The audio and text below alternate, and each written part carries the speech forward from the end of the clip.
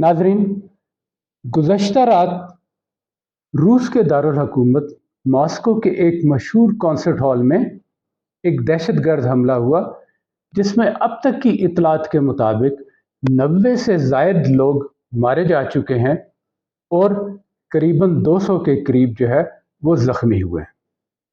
चंद दहशतगर्द, जिनकी अभी सही तादाद मालूम नहीं है, वो कॉन्सर्ट हॉल में दाखिल हुए।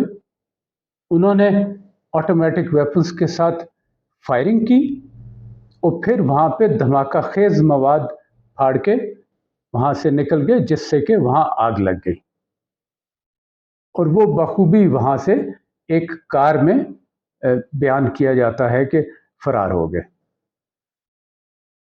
दाइश ने इस हमले की जिम्मेदारी कबूल कर ली और ज़ाहिर है, आपको मालूम है कि यूक्रेन के साथ गुज़श्ता 2 साल से जो है रूस की जंग हो रही है और पहला ख़दशा ये हो सकता था कि यूक्रेन के ऊपर जो है इसका इल्ज़ाम आए। इसलिए यूक्रेन की हुकूमत ने फ़ौरन ही ये ऐलान किया कि इस हमले से उनका कोई ताल्लुक़ नहीं है और वो जो करेंगे वो बाकायदा जंग में करेंगे, वो दहशतगर्दी में मुलव्वस नहीं है। और इसके साथ ही अमरीकी हुकूमत ने भी एक वज़ाहती बयान जारी कर दिया, जिसमें उन्होंने ये हमायत की कि इस हमले में यूक्रेन मुलव्वस नहीं है, बल्कि ये दाइश ने किया है और उनके पास पहले से इत्तलात थी जो उन्होंने रूस की हुकूमत को फराहम कर दी थी। अच्छा, अब जो अमरीका की हिस्ट्री है, अमरीका का जो झूठ बोलने का रिकॉर्ड है, उसके बाद अमरीका पर कौन एतबार करेगा?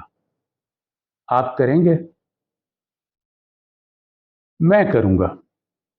मेरे ख्याल में इस मामले में अमरीकी सच कह रहे हैं।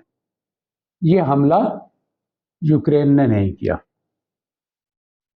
क्योंकि यूक्रेन के पास वो वसाइल और वो तजर्बा नहीं है जो इस किस्म के दहशतगर्द हमले के लिए चाहिए। और दहशतगर्द हमलों का तजर्बा दुनिया में किसके पास सबसे ज़्यादा है? और अगर ये हमला वाकई दाइश ने किया है जैसा कि ऐलान किया गया, और ये भी अमेरिका के मीडिया में अनाउंस हुआ, कम अज़ कम मैंने तो CNN के ज़रिए मुझे मालूम हुआ कि दाइश ने ये जिम्मेदारी कबूल कर ली है। तो दाइश क्या है? दाइश भी अमेरिका ही की ईजाद करदा चंद दहशतगर्द तंजीमों में से एक है।